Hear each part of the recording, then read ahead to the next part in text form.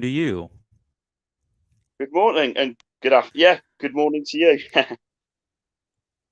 Thank you. Welcome to another episode of Video Store Rejects. This is a podcast where we discuss directors' filmographies and our favorite film franchises.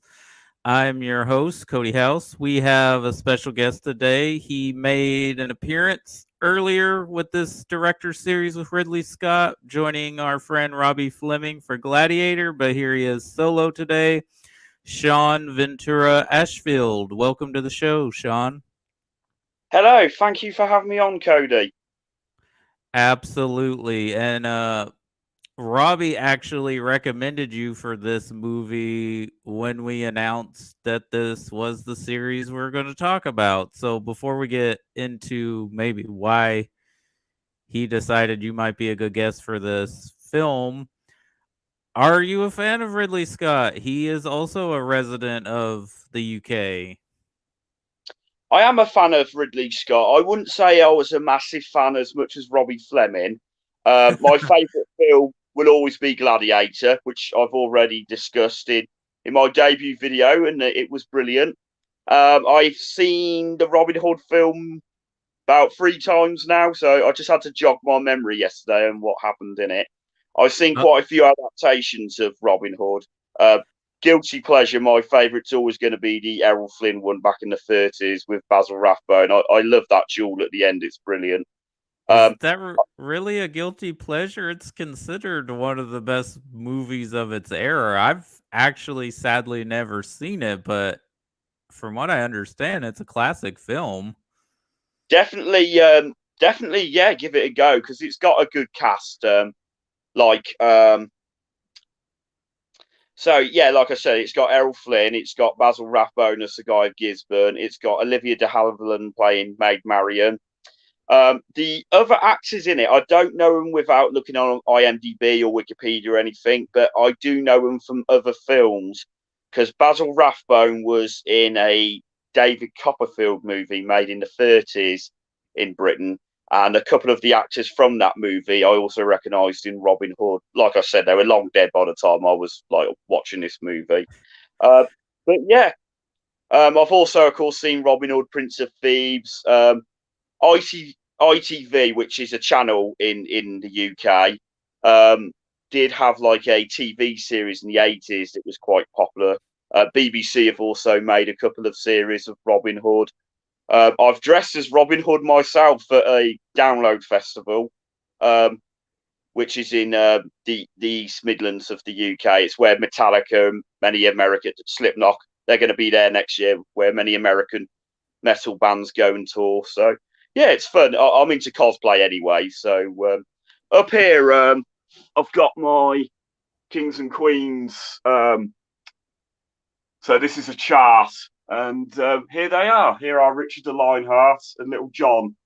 Um, so yeah. So no, it is Cool. a yeah. I I think Robbie's told you I'm a bit of a history buff, and went to see a film about Richard III not so long ago, which was quite entertaining. So, what got you into Robin Hood? Well, I guess for a lot of people over here, and especially maybe around my age or older or even younger, it was the Disney film with the animals, the foxes, and all that. Yeah, no, I always liked the Disney film as well, um, and I think the animals were quite good to the setting of each character. So obviously, Richard the Lionheart and John are lions. Robin Hood is a fox, Sly Hmm. Fox. I get it. We'll get Baloo to be Little John. He's a big, friendly, cuddly bear, you know. So yeah, Yeah. Guilty pleasure, and no disrespect to any of the British actors, but I do enjoy the Kevin Costner film. okay, no, that's Maybe not. fine. I like Kevin Costner. He's okay. I think most people we prefer Alan Rickman. He stole the show in that movie. Even Kevin Oh, Costner admitted that absolutely. in Yeah, interviews. And you Yeah, first, sorry. Alan Rickman.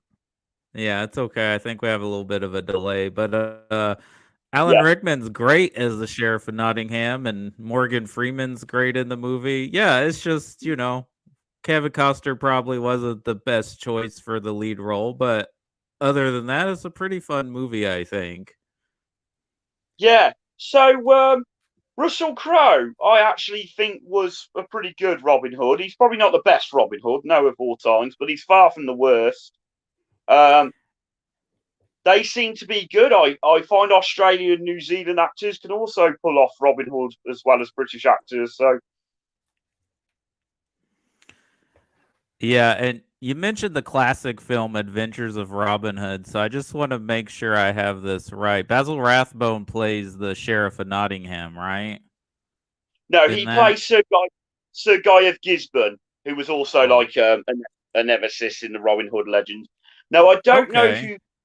I don't know who played Robin Hood without. Sorry, the Sheriff of Nottingham without looking at the cast. The Sheriff of Nottingham in the Errol Flynn version, he was like a fat coward. He was like bit like a Chief Wiggum type figure. Actually, he was incompetent. So he was kind of fun. But yeah, he's not really the main enemy to Robin Hood in that. Okay. It's a guy of Gisborne who's Basil Rathbone. Another bit of fact here: Basil Rathbone was a keen what's fencing, like fencer, and Oh, um, and yeah, he actually gave Errol Flynn lessons. So Errol Flynn, yeah, totally admitted like the real champion is Basil Rathbone, even though he definitely had a lot of lessons. So that's why this sword fight, when you will see this movie, looks quite real and quite promising. I also enjoy the archery. I used to do archery back in my teens in the UK. I wasn't too bad at archery actually, so it's always fun to do. so I know we're kind of just going over Robin Hood in general, but the character he plays, is that based on a real person in British history? The Yeah, Basil we Rath get this. Oh, Basil Rathbone. his character, Well, yeah, the character he yeah. plays in that. The thing is, Robin Hood will always have, same with King Arthur, really, in British history. They'll always have a giant question mark. It's never been proven Right. they're real, but it's never been proven that they're not real. Um, Right. I just mentioned King Arthur. Robin Hood was more likely to have been real than King Arthur, if that makes sense. Um, Oh, okay.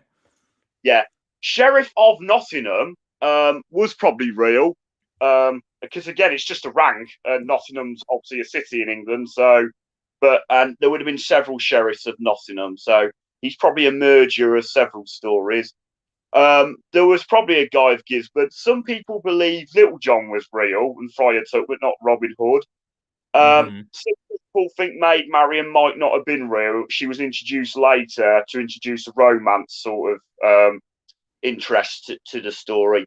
But the thing is, we're really never going to know. Obviously, Richard de Lionheart and Mhm. Prince John, who's later become King John, they were real kings. Um, Richard de Lionheart wasn't really in England much. He was only king for 10 years. His wife was, I can't pronounce it, I think it's Navarre. It's in northern Spain now.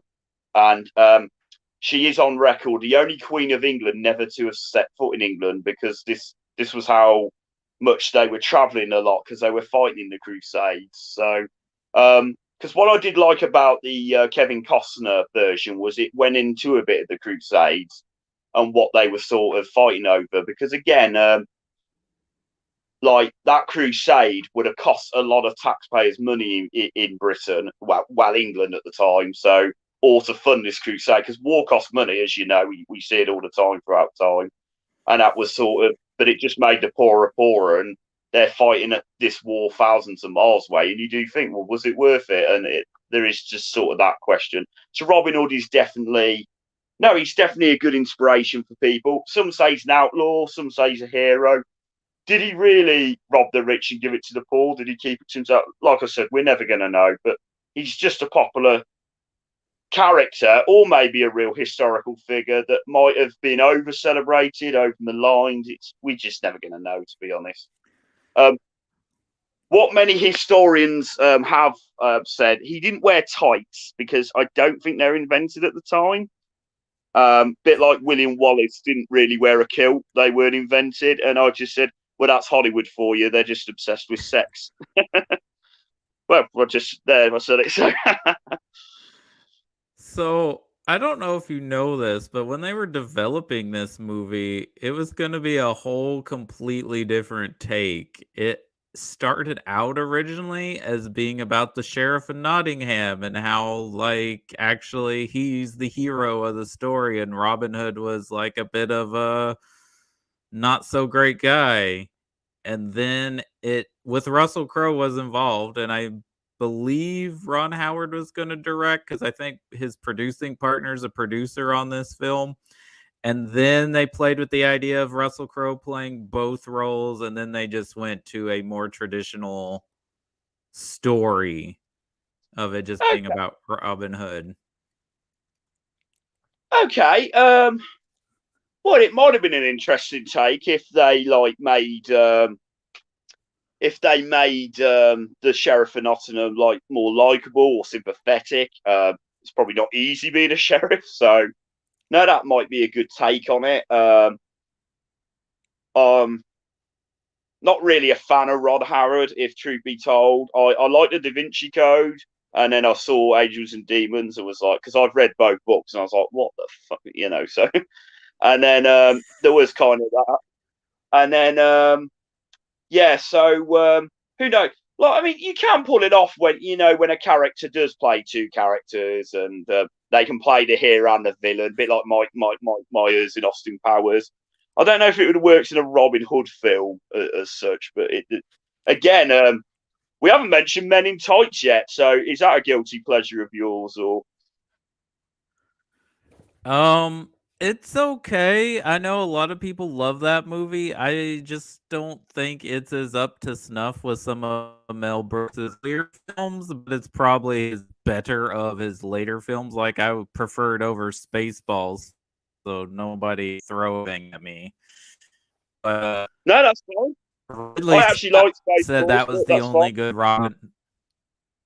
Oh, uh, Ridley Scott said that's the Robin Hood movie they had made so far.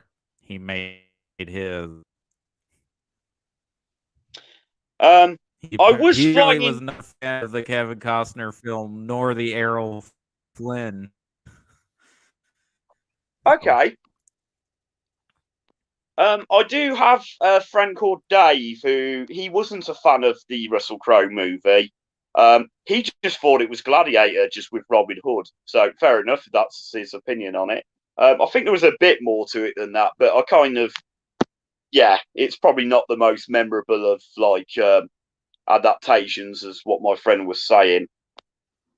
Um, what was your well, opinion on the movie? here's my here. Okay, I think if the movie wasn't called Robin Hood, I think it probably would be considered a better movie because it does feel like it's more of a historical drama. Put Robin Hood in there. I guess it's kind of a Robin Hood origin story, which is a little weird with Russell Crowe in the lead because he's like 45, so it's a little weird, but or 40. Like, I think he's actually older than Connery was Yeah, when Connery played the role as an elder Robin Hood.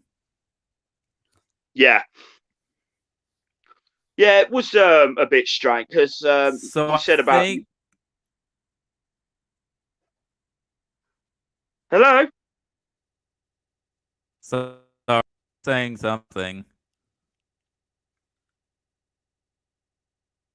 Are you still there, Cody? Oh, let me get on my phone. There might be a bit of a delay here. Hold Okay. on.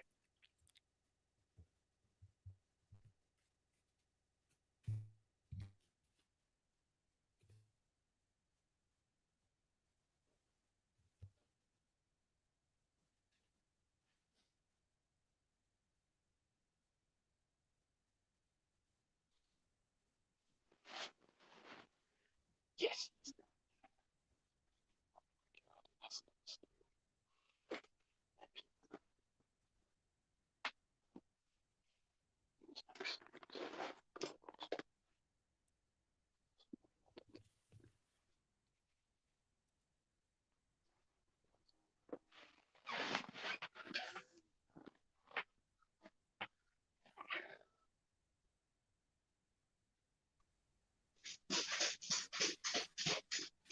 Oh, that sounds better. All right, good deal. Sounds better. All right, good deal.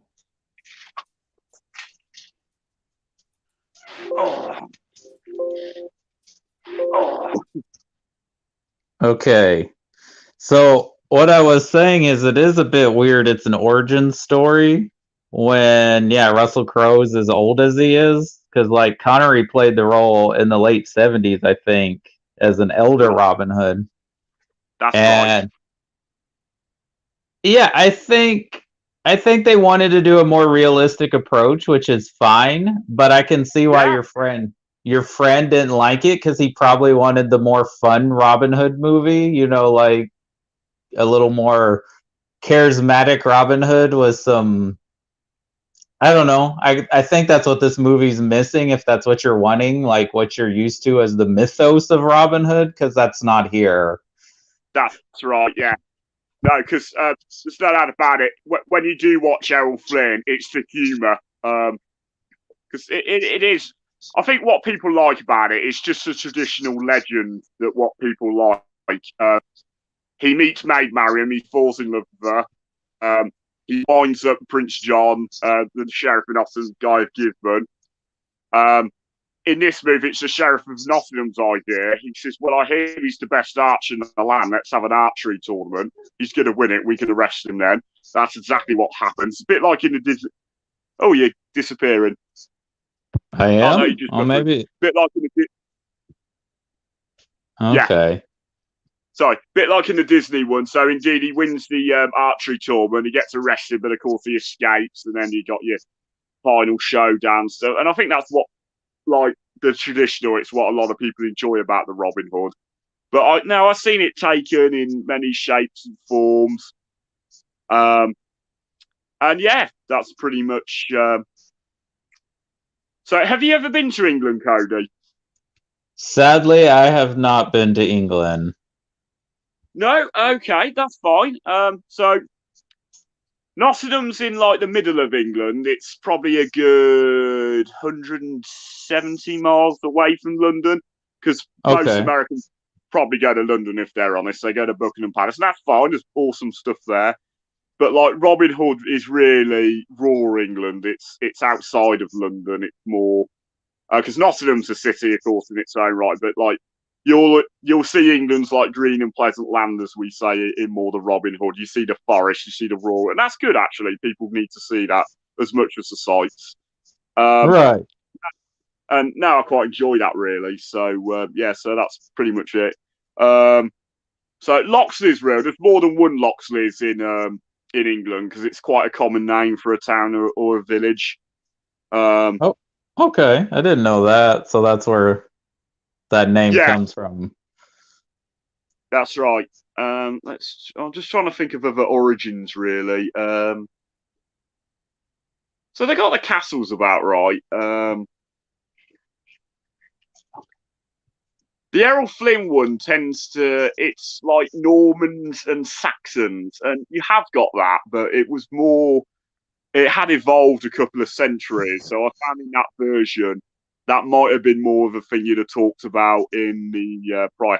Because as I mentioned with King Arthur earlier, my personal opinion I'm going off the beaten track here, but my personal opinion on King Arthur is the Anglo-Saxons created him because the Normans had conquered England. It was to keep the old English sort of like vision stood alive. If we can believe that this man was real and was like a great king, but it's most likely, yeah, he never existed. They actually think Camelot is now modern day Winchester. Winchester. Oh, really? That's right. And if you look into like really old England, you'll see Winchester a lot because Winchester was actually the capital of Wessex and like the old England because London was Londinium. The Romans sort of built London. And then when like William the Conqueror took over England, he moved the capital back to London. And it's sort of because Robbie and I went to the Tower of London earlier this year. I'd never been. So even though I'm like 35 now, that's my first time there. And sometimes, because when I look at a building, I can tell like who's been there. So I can tell if it's a Saxon church and a Norman church. Someone can always point out to Robbie.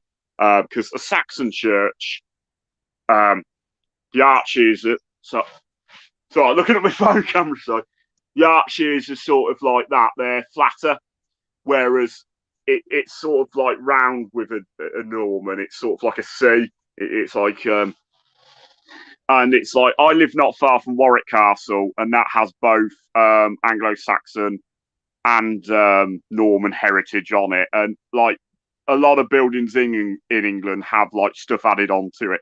Because if you do go to England and you go to Westminster Abbey, it's got everything because it's that old and it's just got parts added to it. And the historian will show you around and it's like, yeah, that was put in there then, and you got your Saxon, you got your Norman, and it goes right up to Victorian, it goes in right up to this century. So, you know, which is a good thing. So, because again, if you walk, Robbie lives in Ulster, it's about 8 miles west of where I live. And Ulster is actually a Roman town, so the Romans have been there. But just walking down this street, there's a Tudor building, there's a Victorian building. It's a street that's just lived through the ages, and there's just a house from each era, and I think that's brilliant because not every town in England looks like that, to be fair, but Ulster's one of the few that does. And someone else famous that went through Ulster was the Lord of the Rings author J.R. Tolkien, because he loved forests and stuff. He got a lot of inspiration because we're not far from Birmingham, really. And again, that's where Black Sabbath's from. Exactly. That's what a lot of Americans say when I mention Birmingham. So, yeah. Sorry for being. No, it's quite all right, mate. Yeah, quite all right. I love Black Sabbath. That's what a lot of people are saying. Peaky Blinders now. So. Okay, yeah. Yeah. Right. Was there anything else you wanted to talk about, or like from the movie, or ask, or? Yeah.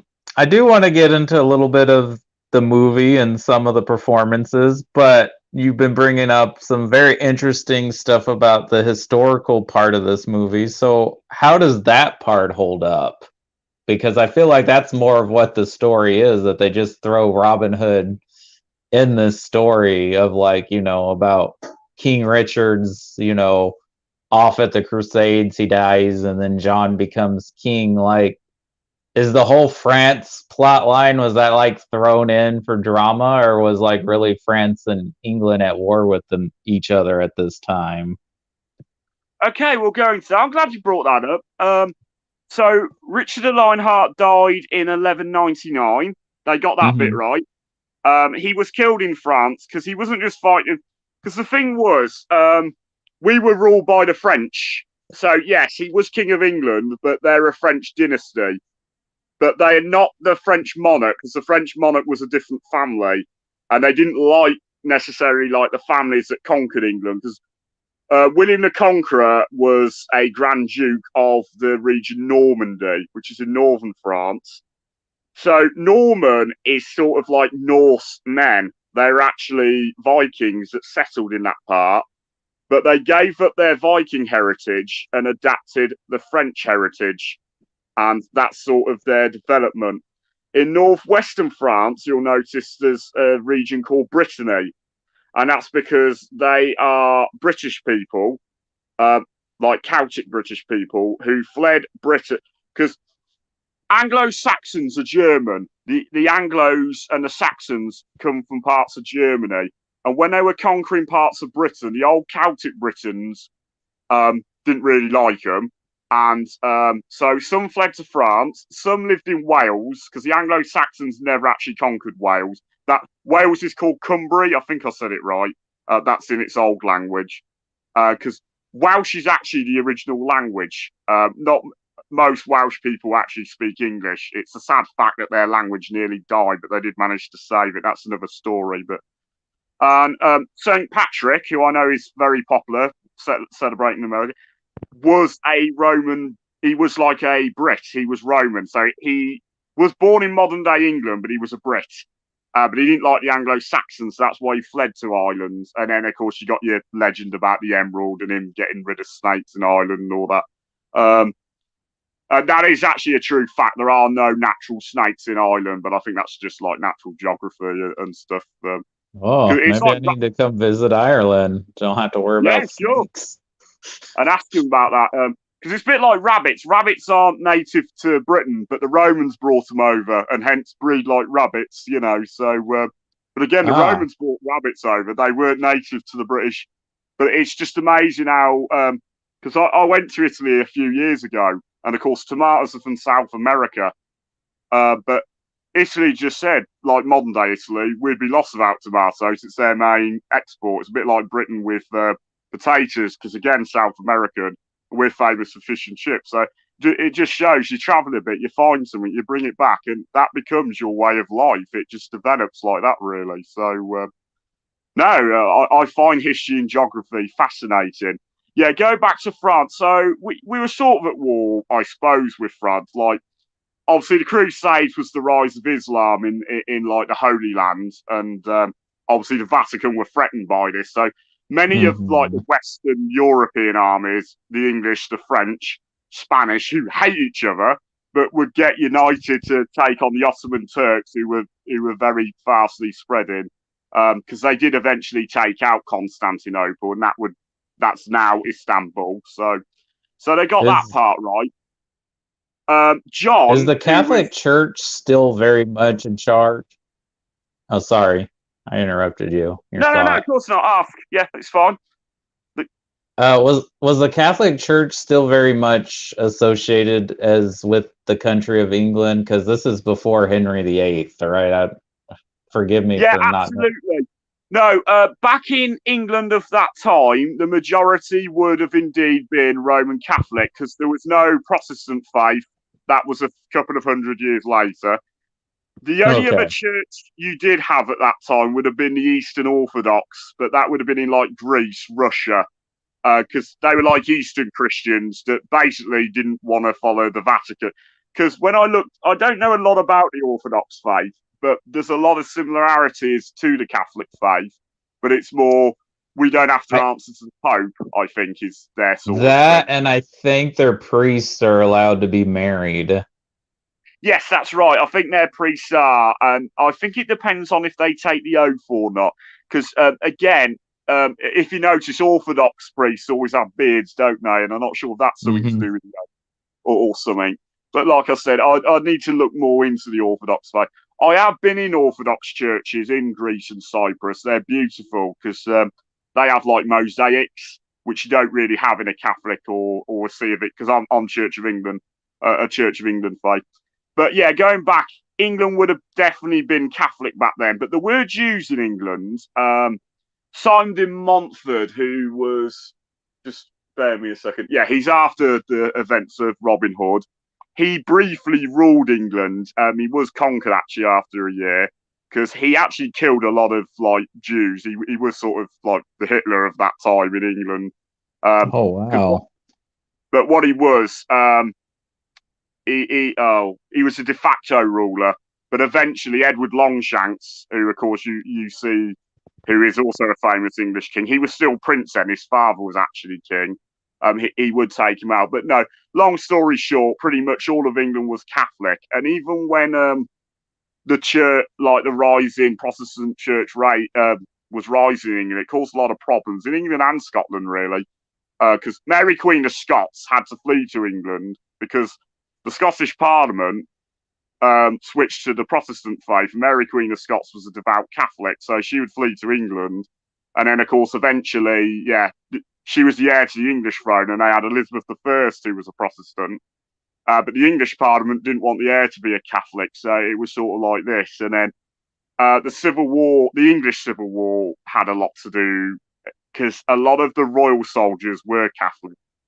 Because it's more Hmm. eventually it came to the fact in the English monarch, it's you can be a Catholic, you just can't rule the throne because the throne is the head of the Church of England faith, and it's so. Our new king, King Charles III, who's just because, of course, as you know, our beloved Queen died. Hmm. This is sort of the oath he'll be taking because he's the head now of the Church of England, and this faith is all across like the world. It's in parts of Africa, and no, it's a big church. But obviously, in answer to your question, back in like the medieval period, yeah, we would have been Catholic. And yeah, France basically, yeah. So like I said, the dynasty was French because the irony is, it's the it's the English throne, but none of the dynasties were ever English. Now you might be born English, but your ancestors were not English. They were German. They were French. They were the Tudors were Welsh. The Stuarts were Scottish. The Hanoverians are German, and that's who our queen, our king. They're all descendants of George I, who was a descendant of a Stuart via his mom's side. I think I got that right. Yeah, without looking, it's like bloodlines passing down.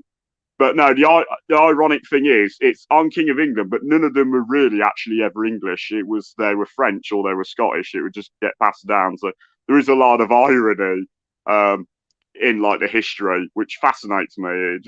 And it makes me laugh a lot of the time because it's just irony. It's always ironic. I always find history, and it repeats itself a lot. And no, I hear it a lot when people say it. So, okay, was there another question you had, Coat? Well, I guess before we just get into aspects of the movie, you mentioned John before I interrupted you about the religion thing. What were you going to say about Prince John? I guess who becomes King John? That's right. He becomes King John. He's nicknamed Lackland because he lacked land. He was actually the youngest. So there, Richard the Lionheart, who's Richard the First. We've had 3 King Richards in England, and we've only ever had 1 King John. They were both sons of King Henry II. Their mother, who we see in the movie, is Ella of Aquitaine, who is the only person ever to be queen of both France and England because she married the French king. Yeah, what happened? She married the French king and she gave him 2 daughters, but obviously he wanted a son, so he asked the Pope for an annulment, which is ridiculous because how can it be an annulment? They've obviously had sex, but obviously he wanted a male heir, and he granted it. So she then met with Empress Matilda. Again, history is so vast, but long story short, she marries Henry II, and they have 5 sons, 2 of which become king. John was the youngest though, and he didn't really, because the younger you are, sort of in like royalty, you don't inherit as much. That's the thing. So a lot of them would join armies or the navy, or they would do stuff to basically get a name, get a voice, because you just become fringe royal, as Robin or I always say. Now it's in The Crown. It's when Prince Charles accepts Prince. We always say fringe if they're like the younger and they're not so well known. So, and John was a fringe royal, but his actual brothers all died, so he does become king. But the other thing with the Normans, when they conquered England, it was an empire. So their empire was most of Western France, parts of Northern Italy, even as down as far as Sicily. I watched a documentary on the Crusades in Sicily. It's fascinating, actually. It's both a cathedral and a mosque, because it was Catholics, Orthodox, and Muslims who actually managed to live in peace and actually build something. So it just shows at times that people can be peaceful and stop being arseholes and being petty. And they actually built something really nice that had something from all 3 cultures. And I'd like to see that one day. So that's in Sicily. But of course, this empire, like all empires, they fall, and eventually the French were gaining their geographical land back. So John only really, in the end, by the end of his reign, only really owned England and maybe Normandy, and a lot of the poorer people wanted more rights. So he'd signed the book, the Magna Carta, which he's famous for, in 1215.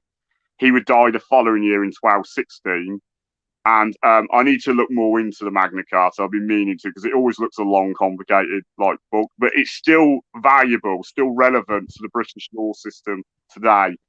And that's John's story. My honest opinion on John, he's certainly not a perfect historical figure, but like Richard III, I don't think he's as bad as he's painted to be. But I think people are very fond of using certain historical and like over villainizing them, and that's sort of my opinion on John, because I always look at Richard the Lionheart was he went out and fought a cause thousands of miles away and wasted way too much taxpayers' money. But like I said, I got very different controversial opinions on these kings and princes. But yeah, that's my take on John. So, so I'll interject. We'll get more into the movie then. I actually think Oscar Isaacs does a really good job as Prince John. He kind of plays him as like an F-boy a little bit, but I think he does. I think he's really good as like this young, naive, spoiled, rotten brat who gets what he wants and then doesn't really know what to do once he gets it. That's right. A historical fact they did get right in the movie, because he married twice, and both his wives were called Isabella, but his first wife, as he mentions in the movie, is barren, like sterile. She can't have babies, so that was annulled. She was sent off to a nunnery because I suppose no man would want to marry her. She can't have children. So, and she actually became quite an abbess, like a high-valued nun there. And then eventually married his second wife, who he did have children. His son Henry III would eventually succeed the throne. No, Oscar Isaac, you said, is it? Yeah. Oscar Isaac.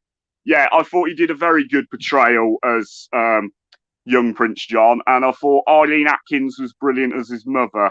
Oh yeah, she was really good. She was great as the matriarch who like really is running things, but people don't see that because she's not the figurehead. But like, really, she's the one ruling, because she knows what's going on. It's really good. Yeah. Eleanor of Aquitaine is a very interesting historical figure, so if people want to look into her, she definitely had an interesting life and travelled a lot actually for a time. So for a woman at that time, because it was very limited on what they could do, and of Aquitaine, because she had a long life, but she didn't waste any of it, and she's definitely because she went to war with her husband, and like she has a really interesting life. And Eileen Atkins is probably more famous now actually for playing Queen Mary in The Crown, which is our late Queen's grandmother, because she lived just 1 year in the Queen's early reign, but she definitely knew the ropes. So she was certainly giving her granddaughter good advice and basically telling her that you hear a lot of bullshit and just don't take it, basically. And no, when Eileen Atkins is explaining stuff like this in the scene, it is a good scene, actually. So she's definitely a brilliant actress, I think. And she's good at playing queens and queen mothers and like widow queens that are giving their children and grandchildren good advice, because they've been around the block, basically. You mentioning his second wife, I don't know, but I guess this has got to be the first time at least American audiences saw Léa Seydoux, which I didn't know who she was the first time I watched this. Oh, she was in Inglourious Bastards too, but she must have been one of the sisters. But yeah, this is one of her film debuts for American audiences, and I mean, she doesn't get much to do other than to look beautiful. That's about all she does in the movie, but I was just surprised because I didn't remember her being in this movie. But well, that's easily done because sometimes like I forget who are in like films all the time. I go back and watch an old film, and as an actor that probably or actress that wasn't so well known back then, but is like really famous now. Oh yeah, I didn't know they're in that film. It's like well, so I didn't know who Oscar Isaac was in 2010, but yeah. It's like when I watched Heroes, and then when I went back and watched Goldmember, and I remembered like Masayoshi, he's screaming, he's running away from Godzilla, but he was unknown back in that film, but he went on to be Hiro Nakamura. It's just stuff like that. Like you'll see this actor in an older film, and thought, oh yeah, it's him, but I didn't realise it was him until because you didn't know him, but then he got to know him as an even better character, not just a cameo. So so that happens a lot, really. In answer to your question, yeah, and I agree with you. I think Russell Crowe's fine. I think I'm with your friend. He's kind of playing kind of a Maximus character again instead of Robin Hood, but he's fine in the role. Yeah. Apparently, I guess this is that Russell Crowe and Ridley Scott did not get along while making this movie, which I guess is why they ended their collaboration, because this is the 5th film they did together, but I guess this will be probably the last film they do together, which is kind of sad. I didn't know that. I'm not surprised. I do like Russell Crowe, but I'm aware he can be. I'm aware he's got like an attitude and it can rub people the wrong way. Because when he made Gladiator, him and Oliver Reed never got on. So, and I would imagine they wouldn't because they were so too much alike. I think. I can always picture Oliver Reed watching Russell Crowe, thinking, "You're nothing special. I was all that 30 years ago." So, and stuff like that, really. I just can't imagine the budget for alcohol between Oliver Reed and Richard Harris on the set of Gladiator. No, I could not either. So. And there's another thing. Cate Blanchett, who plays Lady Marion, who's amazing because she's Cate Blanchett, right? When is she not amazing in anything? I don't feel any chemistry between her and Russell Crowe in this movie, though. No, and it's like you said earlier, because Russell Crowe, what was he, 45? He was older. And again, I respect Cate Blanchett a lot, but I would kind of think even then, perhaps she's a bit old to be Maid Marian, but it's sort of like they're an older like people, like an older cast in this one. But she definitely does the rock, because her voice in The Lord of the Rings, when she's doing the voice of Galadriel, is just phenomenal. You know, when she's saying, when I watch The Fellowship and she begins with "It all began," you're there. It's brilliant. I always like her voice. So. Well, there was going to be a younger actor, Sienna Miller, but I guess because with Russell Crowe, and I appreciate that they cast an actress closer to Russell Crowe's age for the part, because, you know, it would have been a little weird depending on how young, but they almost went with Kate Winslet, which would have been fine.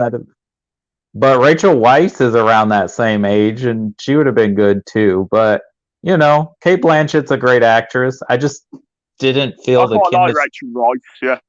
Yeah, I just didn't feel the chemistry that you're supposed to have with those characters. Which, I understand in the kinetics of the movie, like he's like playing along with Max von Sydow's plan of like, you're going to pretend to be my son, blah, blah, blah, you know, so no one knows and all that. But then we find out the truth, and but you know, they're supposed to be falling in love, and I don't get that in the movie, like, but it's fine. They're both good actors. It's just it happens sometimes, and I don't know if it's just not the right pairing or the script. You know, it doesn't really focus on it that much either. Yeah, I kind of know what you're saying, really. And no, I think they were right to have an actress closer to Russell's age, because I know sometimes even the actor's not comfortable.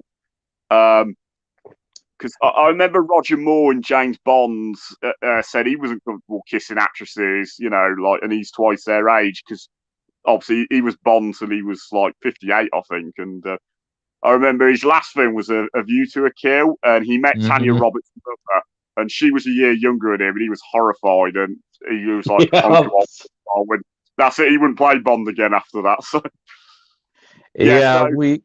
when we talked about the Bond movies, that was often our joke, was like, just Roger, and no disrespect to Roger Moore, from everything I hear, he was a great man and a nice person, but a lot of his films, it does feel like your granddad taking like your friends out on a date or something, you know, because I remember my aunt saying something like that about it about a decade ago. So yeah, I've got to be honest, I'm watching Roger Moore really for his comedy, his humour. I could always, what I missed about the old Bond films is like Q's workshop, I think, and I could always tell Roger Moore was having a good time in there. So back to Robin Hood. Yeah, back to Robin Hood. You know who does give a good performance is Mark Strong. Which I guess he's the real villain of the movie. Yeah, Mark Strong is brilliant at playing villains. To be fair, And the whole. Go ahead. I beg your pardon? Yeah, so like when he was in Kingsman, it actually made a nice change because Mark Strong is better really at playing villains and like nasty characters, and he can do all kinds of accents. Because like I said, he is like a Cockney, but I've seen him do a posh accent. I've seen him do an American accent. He's Scottish, of course, in Kingsman.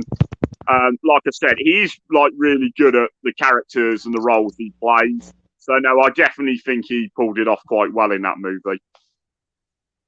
Yeah, but the whole time I'm watching it, as he's playing Sir Godfrey, who's kind of the double agent who double crosses John.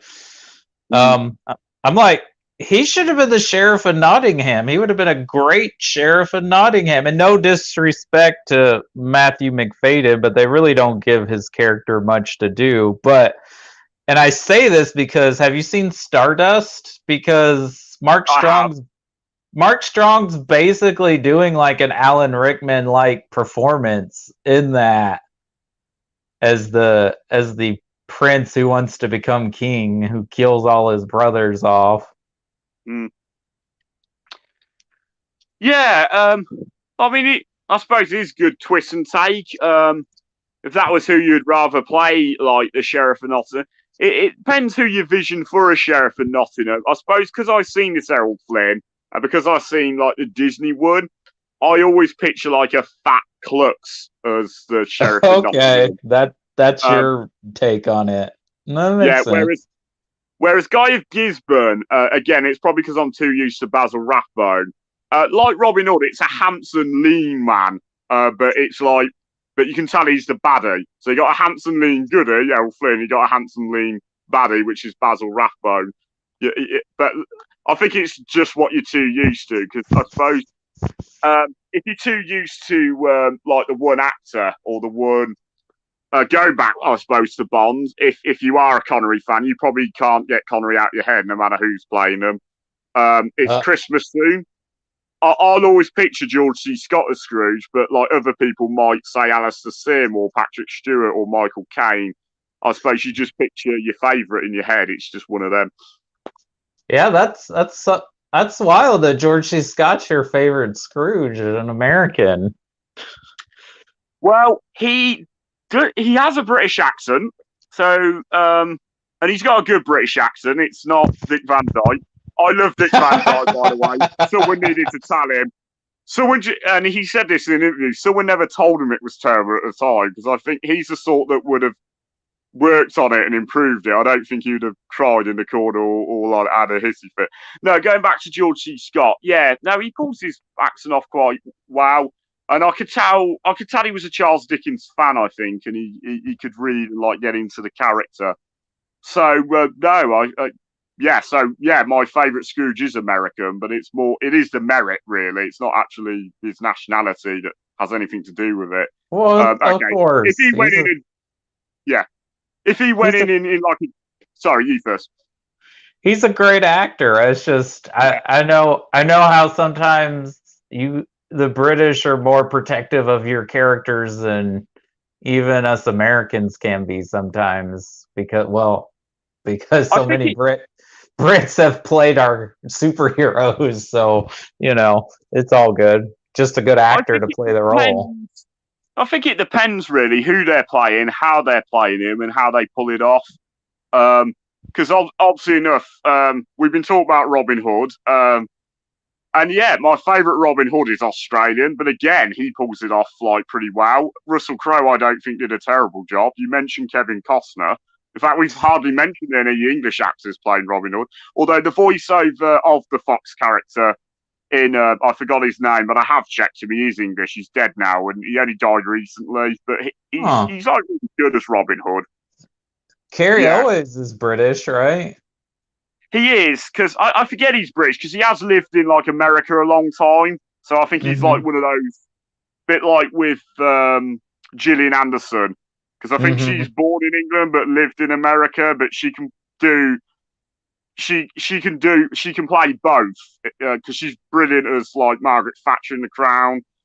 She's Lady Deadlock in Bleak House, which I think is one of her best ever performing roles. So that's her in a Charles Dickens drama. So if you ever catch that, Bleak House, she steals the show, actually, Gillian Anderson. She's good as Agnes. Yeah. I love her. Cool. She is good in the X-Files. I didn't mind the X-Files. I got bored after a couple of seasons, but no, her and David Duchovny were fun. So, yeah. Yeah, I guess the only other performances that really stand out for me, even though it's not a big one, I do kind of enjoy Mark Addy as Friar Tuck. He does have the look. I guess most people only know him from Game of Thrones and Full Monty, at least here in the States, but he's pretty good. He is pretty good. No, that makes total sense. He's been in. He's also in that Richard III film Robbie and I watched recently with Harry Lloyd.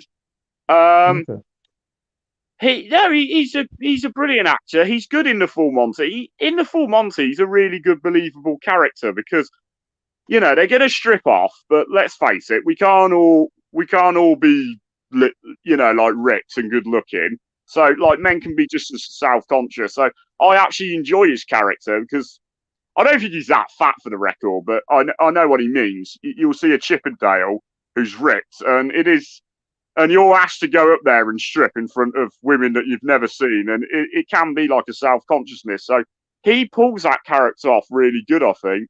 And then in Game of Thrones and Ice and Fire, because I have read the Ice and Fire books, he's brilliant as Robert Baratheon. He just plays an arsehole, really, and he goes in all sections.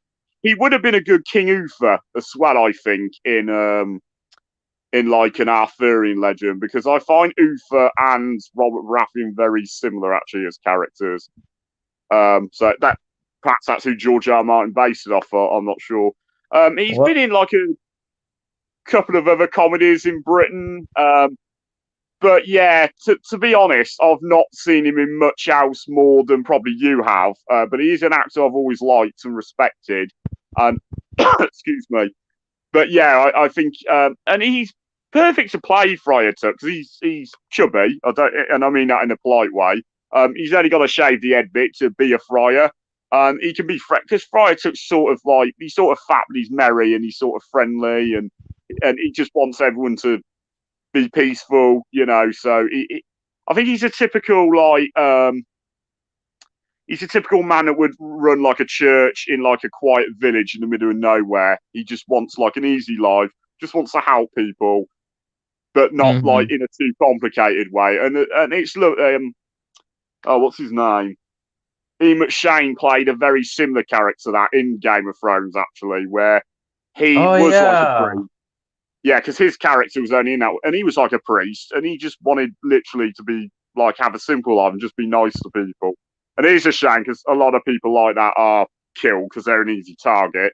And that's sort of the character I think he was portraying as Friar Tuck. Friar Tuck, I think, is a sweater character.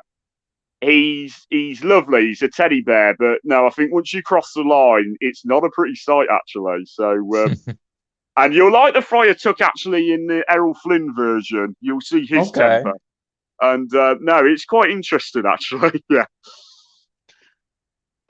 So we got 2 Game of Thrones actors in this movie because Max von Sydow, the legendary Swedish actor, plays the Sir Loxley of the household, the Robin that dies that Russell Crowe assumes his identity. And it's Max von Sydow. He's always good.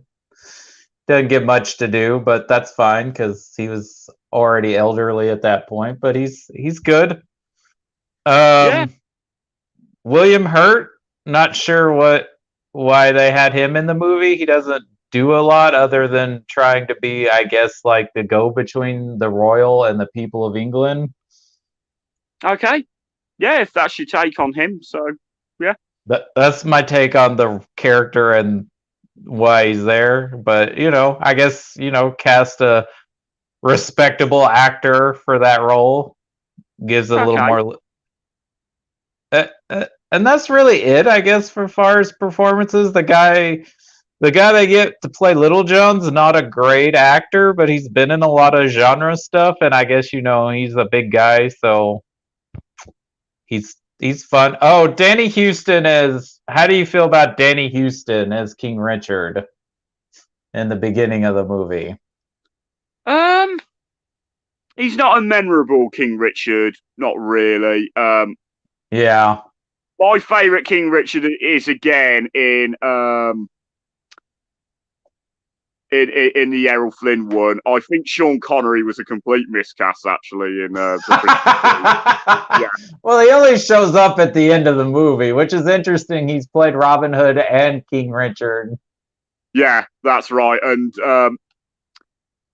yeah, a Scotsman who said, not so nice things about England in this time, playing a King of England, I do find a bit hypocritical, but still, that's another story, so... Yeah. You're still there? I think you're frozen again. Oh, no, you're moving, yeah. Still here. But that's really all I got for this movie. I think it's fine. I just wish it was called something else, because I think if it wasn't a Robin Hood movie, I think people would probably think more about it, because I think a lot of people, like your friend, were like, this isn't Robin Hood. I want Robin Hood. I want, adventure and fun, and I want him to be charming and a little, and maybe that's just not. I don't know. Russell Crowe can be charming in movies and certain performances. So, well, I actually like Russell Crowe in Les Miserables. I don't know why everyone was against. I thought he was better than Hugh Jackman, and again, I like Hugh Jackman. It's just I think it's the singing. Les Miserables, the musical. They had actors who aren't really singers. They're not terrible singers. Whereas, obviously, if you see it on the West End or in Broadway, you're going to see triple threats play them that can sing, dance, and act. That's the difference. Mm-hmm. So, yeah. But no, if it was a non-musical version, actually, he would have been perfect to play that character. Oh, Russell totally. Crowe. Have you seen the Liam Neeson version with Jeffrey Rush in that role? I have done, but it was a while ago. I've seen a recent BBC version as well. Isn't that with Dominic West as Jean Valjean? Jean Valjean. Yeah, he was pretty good as Jean Valjean. And I've also seen a version made back in the 80s with Anthony Perkins as Russell Crowe's character. It didn't really stick. Yeah. It doesn't stick to the story as such, which I'm not too keen on. But Anthony Perkins definitely pulls the character off well anyway. So that was one of his last films, I think, he made before he died. So interesting. I didn't know that. Nah. Yeah, you just need to go on Anthony Perkins' bio page. I think it's like 1982 or something. You'll find it there. Okay. But is there anything else you wanted to talk about this Robin Hood? I think we've gone through, really. Because, like I say, I don't mind this movie. It's not a movie I watch all the time. And, like, when you said about, like, other people wanting Robin Hood to be charming and this and that, I watch Errol Flynn or the Disney one. If I want a slightly different Robin Hood where I actually would rather see another character be more interesting, you watch Prince of Thieves, because again, you enjoy Alan Rickman and Morgan Freeman, and yeah, and it's pretty. And if you want to watch a really silly version, you watch Men in Tights. So yeah. So I try to create ratings for each director, and so with Ridley Scott, because he has an art background, and because usually how you can tell it's a Ridley Scott film is by his visuals in the movies. Okay.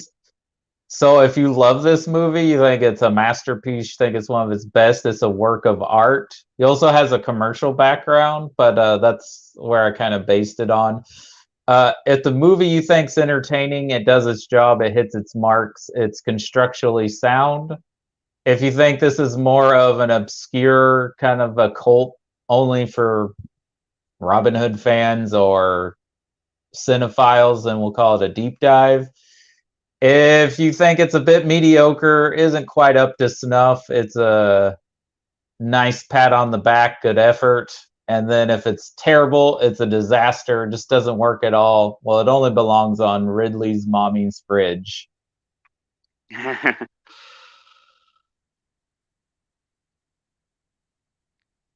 So yeah, really. Just trying to think. So no, it's no Gladiator. I think I said this at the beginning of the video.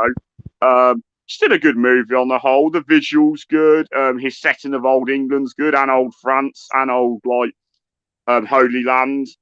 So no, I can't fault his visual really at all. I suppose I don't know. I'll give it 4 out of 5 stars. Yeah. Okay. Okay. Not It bad. won't be a 5-star. That's Gladiator, but yeah. For sure, it's nowhere near as good as Gladiator in any way. No. I'm gonna give it a good effort, and I'm not trying to poop on the movie on any way because no, not at all. Not at all. I think it's well made. It looks good. It's got some really good actors with some decent performances. I'm just a bit like your friend. I wanted it to be more. If they're gonna do Robin Hood, I want it to be a Robin Hood movie, and this feels more. This feels more in vein of like him trying to do Kingdom of Heaven again, but just from the England side with Robin Hood in it. Which, if you haven't seen Kingdom of Heaven, I highly recommend. It's actually a really good movie, and if you can find the director's cut, watch that version. Okay, fair enough.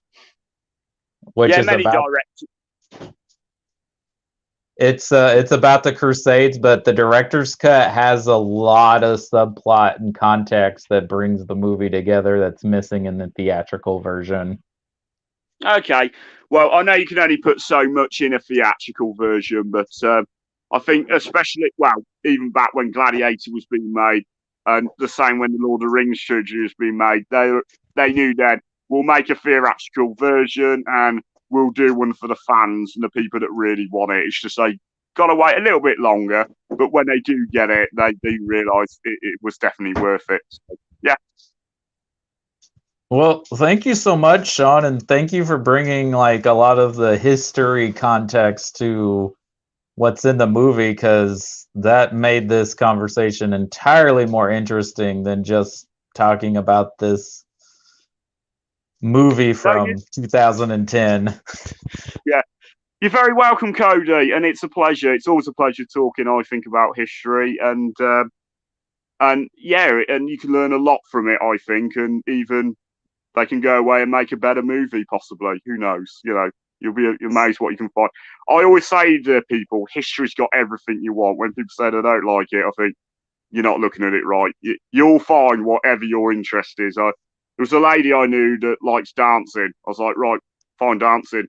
Anything that, like, whatever you're into, history's done it and you'll find it. It's out there. You just got to look at, it's just one of them. But it's always fascinating, I think, and just brilliant. So, I like all kinds of history. Obviously, that's medieval. I actually had 2 American teachers at my school, and one of them came from Washington, D.C. She actually went to school with Arnold Schwarzenegger's wife, oddly enough. Oh, cool. She loved medieval history, and she loved the Arthurian legend. She was just fascinated by it. And the legendary, go back to Black Sabbath, Ronnie James Dio, because when he made his debut album, he had been to Tintagel Castle, which is allegedly where King Arthur was conceived. And it's brilliant. If you ever go to Cornwall, it's lovely. It's southwest England. But I could tell just by hearing that it was very 80s as well. I love synths in the 80s and stuff. But you could just hear that he had been to an English castle and he just wanted to be like inspired. And I could definitely tell he had that. And that was good because he could be him, because he had been in other bands at the time, Dio. Whereas when he finally formed his own band, he could be him. He could do his vision, his take. And it was unique. It's a brilliant album. I love that album, Holy Diver. So, yeah. Yeah, he was obsessed with that stuff. That's right, he was. Yeah. But He is a legend. Before I let you go, since we kind of briefly talked about it, is Robin Hood just one of those characters where you kind of enjoy almost any incarnation of them? It's kind of how I feel about Sherlock Holmes. Is that how you kind of feel about Robin Hood? You kind of just like any interpretation? Yeah, pretty Almost. much. Like, I'm always gonna have like the Errol and the Fox, I suppose. But yeah, I suppose you could see Robin Hood in any sort of shape or form. There might be a really awful version that I'd probably walk away from, but um, one of my teachers at school did say there was a really terrible like series made in New Zealand, and Robin Hood actually went round saying "G'day, mate," and I just thought that was funny. But yeah, because that's not really. So that'd been Russell Crowe just speaking like when the camera's cut, you know. So, but no, really, no, I just enjoy Robin Hood in general. To be fair, so yeah. And purely by coincidence, we're doing fantasy films on our sideshow, and this week we're doing Willow and Time Bandits. And in Time Bandits, Robin Hood shows up, played by John Cleese. Have you seen Time Bandits before? No, but that sounds so. John Cleese is playing Robin Hood. Yeah, it's pretty okay. funny. You should I check it gotta out. check that scene out. I'll see if I can even find that scene on YouTube. Yeah, because I love John Cleese. I think he's hilarious. Because I like Monty Python, The Holy Grail, and again, that's just funny. So, have you ever seen Excalibur? Excalibur, yeah, that movie rules. That's probably my favorite King Arthur movie. Okay, we could do a video with that. I'm getting it Robbie for Christmas, so that might be a good one. Yeah, a good trio video. I think because he's going to love Excalibur because he's seen King Arthur in many forms, and I keep telling him the best one. He hasn't watched it yet. So. He hasn't. Yeah, he's got to see Excalibur. If you like King Arthur, you got to watch it. That's right. Did you see The Green Knight that came out last year? Yeah, Robbie told me to watch The Green Knight. Yeah, it was all right. I've seen better, but it's certainly not the worst film of all time, you know. So, but no, like Arthurian wise, it's always going to be Excalibur. I like Merlin with Sam Neill. It was like a TV movie. Yeah, they did. Yeah, I think that's from the late '90s or early 2000s. That's right. That's not too bad with Martin Short in. Again, he's quite a funny actor. You wouldn't picture actually in that sort of background, but he pulls it off pretty well. I love fantasy anyway. I'm a big fan of Tolkien, Narnia, and the Ice and Fire universe and Harry Potter. So I saw The Cursed Child finally on stage with my sister a couple of months ago, and that was brilliant. So I'm so jealous. I think England is now the only place you can see the whole completed play too. I think in New York they're only doing part 1.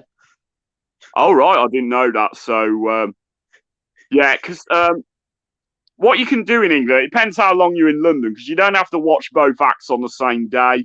Obviously, I did it in one day because part 1's like a matinee; it's in the afternoon, whereas part 2's in the evening. So and it's quite good because if you are watching both parts, you can leave the theatre a bit and walk around because you do need to stretch. There's no doubt about it. But no, it's definitely a fun experience if you ever go to England. It's just there's so much like I'm 100 miles away from London, and I'll watch a really good like West End show, and then when I'm leaving the theatre, I'll say, "Oh, that looks good, but I'm going home." You know, it's just one of them. I just found out Mrs. Doubtfire's coming to the stage in London. Oh, really? And I thought that might be fun on the stage. Yeah, so. And I just found out because again, I wasn't even looking at that. I just because I'm going to see Blur next year in at Wembley Stadium in London, a band I like, and then it said something about Mrs. Doubtfire, like what? And then I realised it was actually a West End show, and I just thought, okay, it might be quite interesting on the show, on the stage, yeah. Yeah, you guys have such a rich theatrical history and environment, so that's awesome that even 100 miles, I know that's not, a skip, but that's nothing here in America for where if you're not And I mean, we have professional theaters all over the country, but like, you know, New York is like over 2,000 miles for me. And, you know, the cost of a Broadway show is astronomical. So I'm sure. Yeah. So, Well, I was in New York City a couple of years ago, and I did walk down Broadway. Of course, I didn't see any plays because it costs us a lot of money to just go to New York alone. And obviously, we went at Empire State Building, the Statue of Liberty. I've always wanted to climb the Statue of Liberty. I've finally done that now. So yeah, I would like to go to New York again because there's so much stuff you can do in New York, and I've sort of done the need to things that I wanted to do when I was a child. So because I was going to walk the Brooklyn Bridge, but my friend didn't want to, so I thought, okay then. But no, I'd probably run across it now.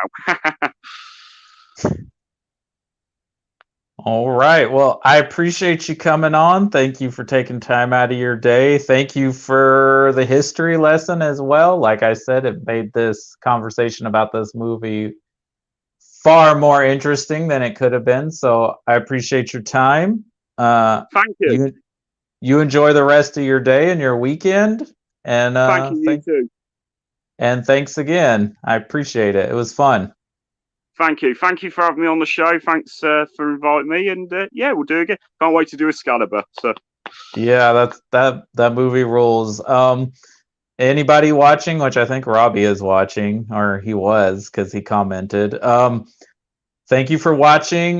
We've got Willow and Time Bandits later this week for ending Fantasy Month, and then we are going to have a indigenous guest to talk Thunderheart with us for Native American Heritage Month, and then we move into Christmas time, and we are going to be painfully going through our next Ridley Scott film we'll be talking about is Exodus, Gods and Kings, just in time for the American holiday of Thanksgiving and whitewashing with the casting. So look out for those. Thanks again, Sean, and you have a great day. You're very welcome. Thank you. Take care, everyone. Bye now. Bye.